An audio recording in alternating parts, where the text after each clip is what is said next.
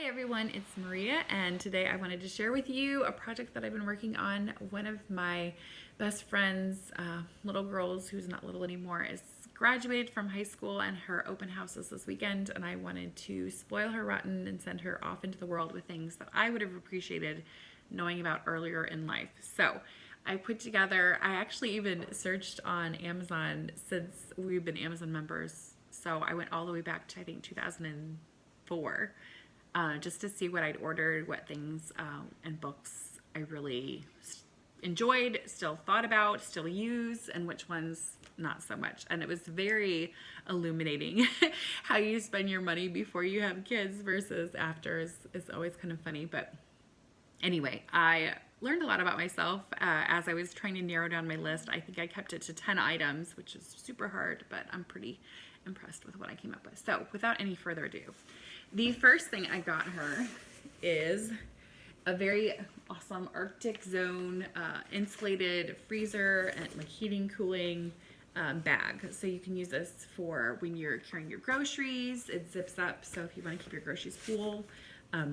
I have been carrying my grocery bags around in my car since way before it was popular. It's been about a decade at least. But I wanted to encourage her to kind of go along that same path, and it kind of makes sense when you have a nice cute bag that these are pretty durable. I'm not worried about this one breaking. So I got her that, and it can hold the rest of the things I'm giving her. The next thing that I got is actually one I just told you about, Wolfpack. This is based on Abby Wambach's commencement speech on moving forward in life, finding people who support you, sticking up for yourself. It's just a very short read, but good life advice to start off, and it's based on a commencement speech, so you can't go wrong, right? The next thing is Brené Brown's Daring Greatly. I love all of Brené Brown's books that I've read, but I thought this one's a good start about taking risks and being willing to be vulnerable. Those are some lessons that I think I would have really benefited from early on in life, but also trusting yourself. I had a series of maybe not great boyfriends at the very beginning of college that, yeah, I would have maybe liked hearing some of the things she had to say. So that's the next thing. The next thing is kind of a set of three. It is a stainless steel safety razor, blades, and a disposal case. So this, I will take it out so I can kind of show you. But these are the old school safety razors that maybe your grandparents had. They're not as scary. This is a long-handled one I got on Amazon. I think it was $20, something along those lines. I switched to using a stainless steel razor 2.5 years ago now, and I cannot believe it took me that long to switch. Now I can't get back in, so I'll wait until the end. To switch for a lot of reasons. First of all, way better for the environment. They're not all the plastic cartridges that break. Eventually all those Venus razors would get disgusting looking, and you'd want to replace them even if they still worked. Those cartridges are so flipping expensive, so you're spending, I don't even know how much I wasted on razor blades and razors over the last however many years. It really made me angry in my late 20s when I found out that the only reason women started shaving was because in the wartime, the Gillette company was losing money, so they paid a bunch of actresses to start shaving their legs, creating a demand. And I'm just, ever since then, I'm like, I really prefer having smooth legs. I know not everybody does, but I do prefer having smooth legs. And so I didn't want to screw over the environment, and I didn't like how much I was spending. And so I got up the nerve to finally order one of these, and you can get the razors for about $20. And this is a pack of 100 blades, 100. So I finally repurchased blades like a couple months ago after 2 years, like $20, something along those lines. So it's ridiculous just the amount of savings you can get from using one of these. I actually bought one for our realtor as a thank you present because we had a conversation about it, and she was so nervous to use them, and I told her not to be nervous. It's actually got kind of two edges to it too, so you're kind of getting double, so really like 200 blades, really honestly, for shaving, and it's better for the environment. I did also get her this very cheap $5 disposal case so she can put the blades in it when she's done and not have to worry about it open in the trash. This honestly is one of the main things I wish I would have known about probably since I was 15. I am so annoyed that it took me until I was 34 to finally switch to these things because they're so much better. I mean, if you take care of them, they can go for, you can pass them down to your grandkids. I mean, I've heard of people online doing that. I'm not saying I'm going to, I'm just saying you could potentially do that. So anyway, I've gushed about this long enough, but I'm just, yeah, it's something I really feel passionately about.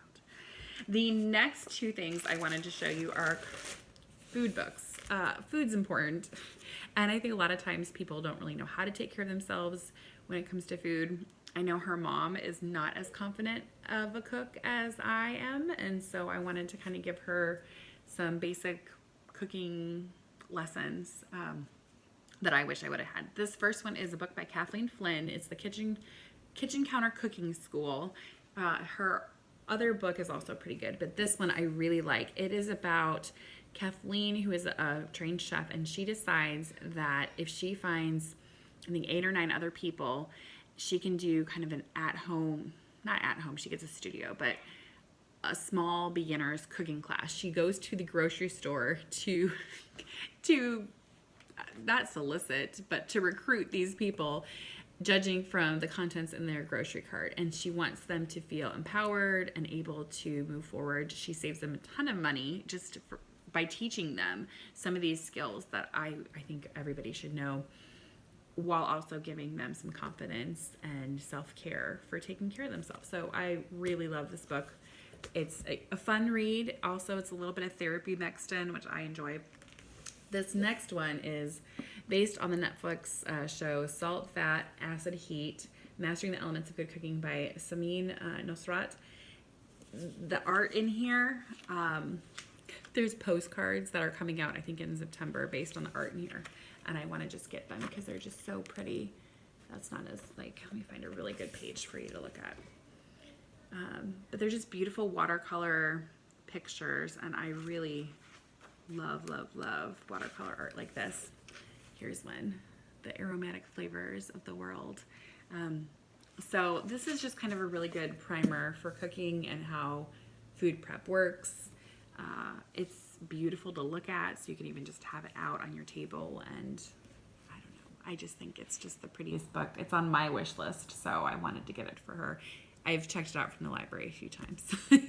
So the next thing I wanted to show you is a book on faith. This is Barbara Brown Taylor's An Altar in the World. This is my favorite one of hers. I haven't read all of her books, but I've really enjoyed this one because it talks about, I think, 8 or 9 spiritual disciplines that aren't necessarily just related to the Christian faith, but just talking about service and being out in nature, kind of noticing things. I think it's a really good way for you to feel like you're finding your spiritual footing. And it's, again, not a very long read, but I marked my copy up quite a bit, so I wanted to get her a copy as well. This next one, I have gifted this or loaned my copy out more times than I can remember. This is Hyperbole and a Half by Allie Brosh. It is kind of a graphic novel, but also just a narrative. It talks about stress, it talks about anxiety, it talks about cake, it talks about being a kid. She has a blog that she has kind of taken these childhood stories of hers and then amplified them up, hence the name Hyperbole and a Half.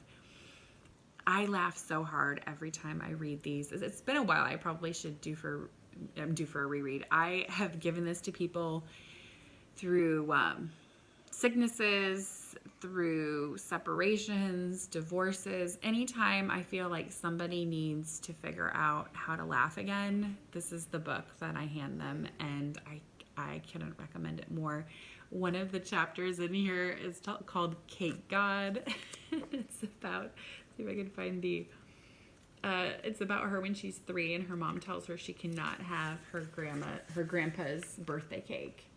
And she's, of course, then determined to get her hands on that birthday cake. And it's not all silly. There's also some very serious things about dealing with stress in here and anxiety and depression, and I love this book. So, and then the last thing I wanted to share with you is a Turkish towel. I got it again in a color that she really likes. I bought my first one last year, I think, right before we did the move. I wanted to have it.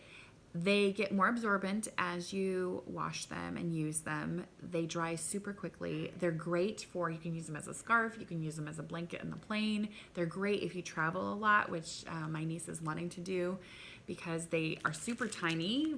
You can also just wear them as a scarf, but they also function very well as a towel or a blanket. So I just think it's kind of a fun present that I didn't find out about for a really long time. Eventually, I want to switch all of our towels in the house towards that.